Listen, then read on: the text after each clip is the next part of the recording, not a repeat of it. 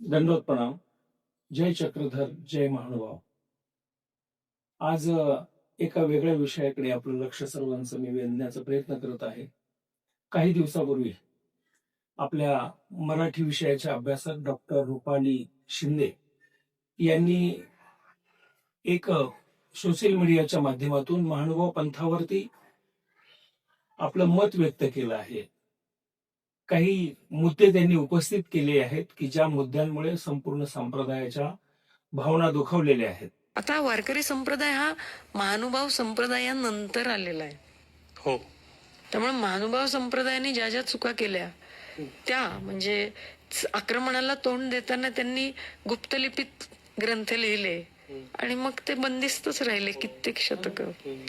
त्यांनी मूर्तीपूजा नाकारली आणि त्या कट्ट्यांना म्हणजे मूर्ती नकोच म्हणाले, पण सामान्य माणसाला हवं असतं. मग ते जे काही जे कट्टे आहेत, काही जे आहे तिथं पूजा तर सुरू झालीच ना, म्हणजे आलंच ना परत तिकडे. तर त्यामुळे हे सगळं जे आहे की आक्रमणाला तोंड देताना महानुभाव संप्रदाय जो आहे हा अधिकाधिक आपल्या कोशात गेला आणि बंदिस्त झाला. मी एक महानुभाव पंथाचा साधक म्हणून मी माझे मन या त्यांच्या ज्या उपस्थित केलेल्या प्रश्नामुळे दुःखित झालेलं आहे. आणि जरी त्यांना आपल्याला उत्तर द्यायचं नसलं तरी देखील त्या संदर्भात आपल्या भावना आपण व्यक्त करणे आणि त्यांच्या त्या विचारांचा आपण निषेध करणे हे आपलं कर्तव्य आहे. आणि त्या कर्तव्याला अनुसरून त्यांनी जे मुद्दे उपस्थित केलेले आहेत त्या मुद्द्यांच्या संदर्भामध्ये मी माझं वैयक्तिक मत या ठिकाणी मांडण्याचा प्रयत्न करतो. त्यांना विरोध करणे किंवा त्यांच्या त्या संदर्भामध्ये त्यांच्यावर टीका करणे हा माझा भाव नाहीये किंवा माझा हेतू नाहीये. पण सर्वज्ञ श्री चक्रधर स्वामींचा जो काही हा स्थापन केलेला महान असा संप्रदाय महानुभाव संप्रदाय आहे, त्या संप्रदायाचा मूळ हेतू मूळ उद्देश काय आहे हा जनसामान्यांपर्यंत आमचे आचार्य संतगण हे तर बोलणारच आहेत. परंतु एक साधा साधक म्हणून माझे मत मला या ठिकाणी व्यक्त करावं असं वाटलं आणि म्हणून मी त्यांच्या प्रश्नांच्या संदर्भात त्यांनी जे काही मत महानुभाव संप्रदायाबद्दल व्यक्त केले त्या मताबद्दल माझं मत मी व्यक्त करण्यासाठी या ठिकाणी बोलतो आहे.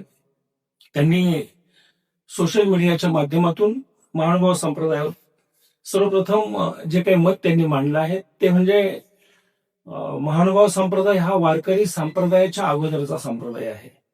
ताई, या मताशी मीच नाही संपूर्ण संप्रदाय आपल्या मताशी सहमत आहे. महानुभाव संप्रदाय हा वारकरी संप्रदायाच्या अगोदरचा संप्रदाय आहे. काही इतकंच नाही तर मराठीतील पहिला ग्रंथ जो आहे तो ग्रंथ सुद्धा महानुभावांनी लिहिलेला आहे. म्हणजे महानुभाव पंथाचे ज्ञानभास्कर आचार्य पंडित महिमभट्ट यांनी लीळाचरित्र ग्रंथ हा मराठीचा पहिला ग्रंथ त्यांनी लिहून मराठी भाषेचा सन्मान वाढवलेला आहे.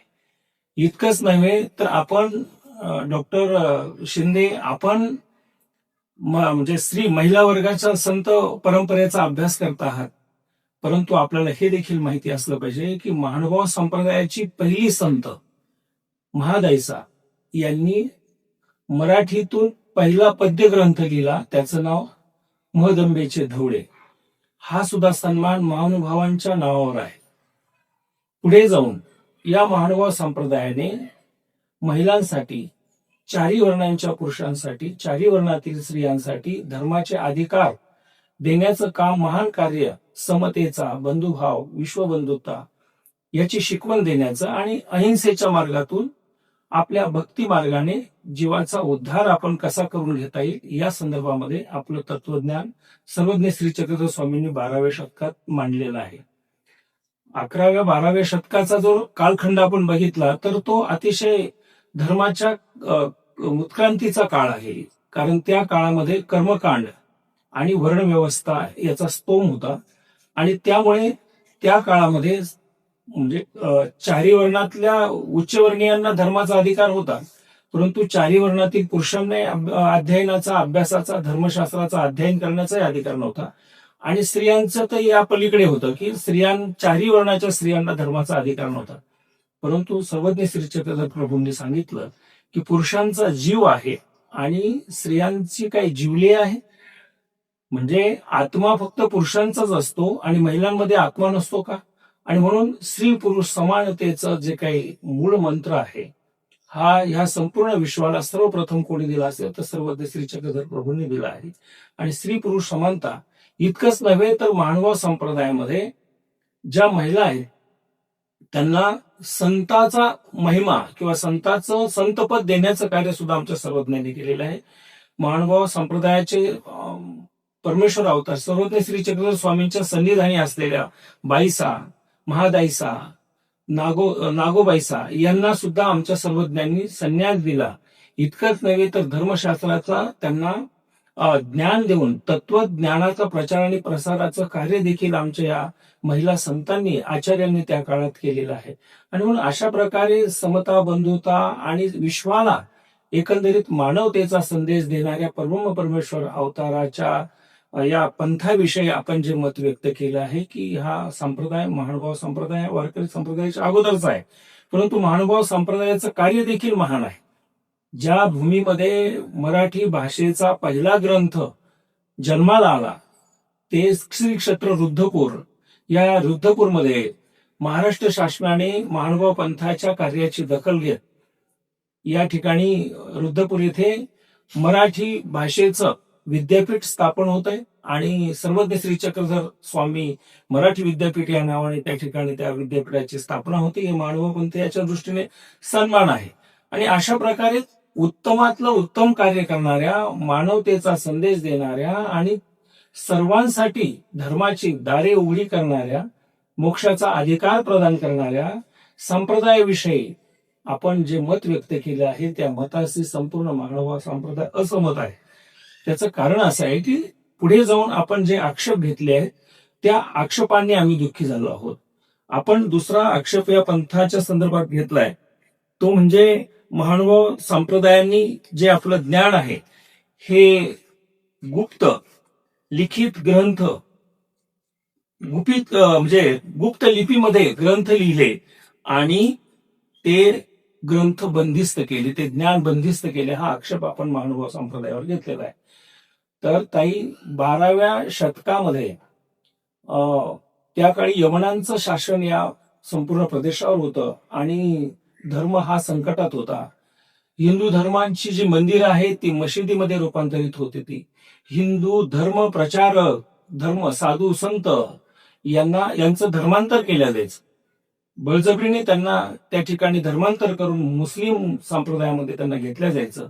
इतकंच नव्हे तर हिंदू धर्माचं शास्त्र हे देखील पाण्यामध्ये टाकलं जायचं, बुडवलं जायचं.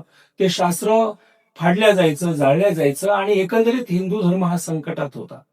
अशा काळामध्ये सर्वज्ञ श्री चक्रधर प्रभूंचे जे विचार आहेत, जे तत्वज्ञान आहे, जे जसंच्या तसं हे पुढच्या पिढीला मिळावं, त्याच्यामध्ये कुठल्याही प्रकारची भेसळ होऊ नये आणि म्हणून आमच्या त्या काळच्या आचार्यांनी, आमच्या धर्मधुरींनी त्या ठिकाणी ते लिपिबद्ध केलं की जेणेकरून त्याच्यामध्ये कोणी बदल करू शकत नाही. आणि त्यांनी जे कार्य केलं आहे त्या काळाला अनुरूप होतं. त्या काळाला त्यांनी जर तसा निर्णय घेतला नसता तर आज हे धर्मशास्त्र आपल्यापर्यंत पोहोचलं नसतं. त्या काळाची ती गरज होती आणि त्या काळानुरूप त्यांनी तो आपला निर्णय घेतलेला आहे. याचा अर्थ महानुभावांनी शास्त्र बंदिस्त केलं असं म्हणणं अतिशय निषेधार्ह आहे. त्याचं कारण असं आहे की परमेश्वर नित्य आहे, आगाध आहे आणि त्याचं शास्त्रही आगाध आहे, नित्य आहे. आणि त्या नित्य अशा शास्त्राला कोणीच बंदिस्त करू शकत नाही. ते आपल्या आवाक्याच्या बाहेरचं आहे ताई. आणि म्हणून आपण जो काही आक्षेप घेतलाय की महानुभावांनी शास्त्र बंदिस्त केलं, तर बंदिस्त नाही तर ते सुरक्षित केलं, हा त्यामागचा हेतू आहे. दुसरी गोष्ट अशी आहे की पुढचा आक्षेप आपण असा घेतला की महानुभाव हे मूर्तीपूजक, मूर्तीपूजेला महानुभावांचा विरोध होता आणि म्हणून त्यांनी कट्टे बांधले आणि कट्ट्याच्या रूपाने भक्ती सुरू केली. तर ताई हे सुद्धा विधान आपलं अतिशय आक्षेपार्ह आहे. ज्या गोष्टीचं आपल्याला ज्ञान नाही, खऱ्या अर्थाने जे गोष्ट माहिती नाही त्या गोष्टीबद्दल आपण बोलूच नाही, हे सुज्ञ माणसाचं लक्षण आहे. मला जर कोणी इतर संप्रदायाबद्दल बोलायला सांगितलं तर मी भले चांगलं सांगेल परंतु चुकीचं सांगणार नाही, त्याच्यावरती चुकीचे आक्षेप घेणार नाही. कारण मला त्यातलं जर ज्ञान नसेल तर मला बोलण्याचा अधिकार नाही. हे सुज्ञ माणसाचं, एका ज्ञानी माणसाचं लक्षण आहे. आणि आपण सरळ त्या संप्रदायाबद्दल माहीत नसतानाही महानुभाव संप्रदायाच्या श्रद्धास्थानांना, तीर्थस्थानांना आपण कट्टे संबोधलं, हे सगळ्यात मोठं मनाला वेदना देणारं विधान आहे. आणि त्या विधानाचा मी मनापासून निषेध करतो. त्याचं कारण असं आहे की ही जी आपण त्याला कट्टे म्हणले, कट्टे हा शब्द एकदम म्हणजे गावरान भाषेतला शब्द आहे. एका साहित्यिकाला ते हे शोभतच नाही. कट्टा हा शब्दच साहित्यिकाच्या तोंडात आलाच कसा, हे मोठा मूळ प्रश्न आहे. ते आमचे तीर्थस्थान आहेत आणि त्याला आपण कट्टा संबोधलेला आहे. आणि अशा प्रकारचं विधान आपण जे केलंय ते अतिशय निंदनीय आहे. ते तीर्थक्षेत्र आहेत, ज्या स्थानावरती, ज्या ओट्यावरती सर्वज्ञांनी विश्राम केला, आराम केला, निद्रा घेतली, ज्या ओट्यावर बसून आमच्या सर्वज्ञांनी धर्मशास्त्र निरूपण केलं, तो पवित्र असं ठिकाण आहे. अवचटे लागती चरण, पवित्र झाले पाषाण. असे परमेश्वराचा चरणस्पर्श झालेले पवित्र पाषाण आहे. आणि या पाषाणांचं वंदन म्हणजे संबंध ज्या पाषाणाला आलेला आहे त्या संबंधाला महानुभाव पंथीय वंदन करतात. तो कट्टा नाहीये, तर आमचं श्रद्धास्थान आहे. परमेश्वरांच्या चरणस्पर्शाने पावन झालेलं ठिकाण आहे. महानुभाव पंथ हा मूर्ती पूजक नाही असं नाहीये, परंतु मूर्ती कशी असावी, ते परमेश्वराच्या संबंधाने पवित्र झालेला पाषाण असावं आणि त्याची ती मूर्त असावी. अशाच ठिकाणी महानुभाव वंदन करतात. आणि या शास्त्राचा किंवा या तत्वाचा आपलं अध्ययन नसल्यामुळे आपण त्याला कट्टा बोलला, हे अतिशय मनाला दुःख देणार आहे. त्याचा आम्ही निषेध करतो. पुढे आपण असं म्हटलेलं आहे की महानुभावांनी आक्रमणाला तोंड न देता महानुभाव संप्रदाय हा म्हणजे एका कोशामध्ये नेऊन घातला किंवा बंदिस्त केला. महानुभावांनी आपलं दैवत सुद्धा बंदिस्त केलं. हे सुद्धा विधान आपलं अतिशय चुकीचं आहे. तसं बघायला गेलं तर परमेश्वराला बंदिस्त करणारा या जगात याच्या अगोदरही जन्माला आला नाही, आता नाही आणि भविष्यातही जन्माला येऊ शकत नाही.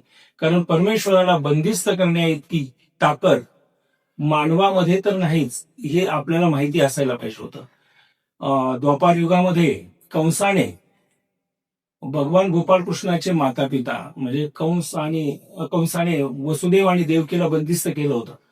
परंतु ज्या वेळेला भगवंताचा अवतार झाला, भगवान गोपाळकृष्णाने अवतार घेतल्याबरोबर बंदीगृहाचे दरवाजे आपोआप उघडले. त्या परमेश्वराला कोणीच बंदिस्त करू शकत नाही. कंसाने सुद्धा बंदिस्त करू शकला नाही. आणि म्हणून महानुभावांनी आपलं दैवत बंदिस्त केलं, शास्त्र बंदिस्त केलं, लिपिबद्ध केलं. आणि आज संपूर्ण या महानुभाव संप्रदायाचं साहित्य वेगवेगळ्या विद्यापीठांमध्ये अभ्यासलं जात आहे. आणि विशेष म्हणजे मराठी भाषेचं विद्यापीठ हे रिद्धपूरला आता स्थापन होत आहे आणि तिथे अनेक विद्यार्थी येऊन अध्ययन करणार आहे. कुणासाठी हे शास्त्र बंदिस्त नाही, ते कधी कडी कुलपामध्ये बंद केलेलं नाही आणि ते करण्याचा हेतूही नाही. जे जे चांगलं आहे ते जगाला दिलं पाहिजे या विचाराचा महानुभाव संप्रदाय आहे. आणि म्हणून आपण जी सर्व जे विधानं केलेली आहेत ही कुठल्याही प्रकारचा अध्ययन न करता, महानुभाव संप्रदायाचा अभ्यास न करता, त्या मागचा हेतू न लक्षात घेता केलेली विधानं आहेत. आणि या सर्व विधानांचा आम्ही संपूर्ण महानुभाव संप्रदाय, त्याचबरोबर आमचा अखिल भारतीय महानुभाव पुजारी भोपे समाज हा संपूर्ण आपल्या या विधानाचा निषेध करत आहे. मी अखिल भारतीय महानुभाव पुजारी भोपे महासभेच्या वतीने या विधानाचा आणि आपल्या या महानुभाव तत्वज्ञानाबद्दल किंवा महानुभाव संप्रदायाबद्दल केलेल्या आक्षेपार्ह विधानाचा मी निषेध करतो. आणि आपल्याला जर या संदर्भात सखोल माहिती किंवा अभ्यास करायचा असेल तर आपण जरूर आमच्या महानुभाव संप्रदायातील संतगणांना, आचार्यगणांना भेटावं.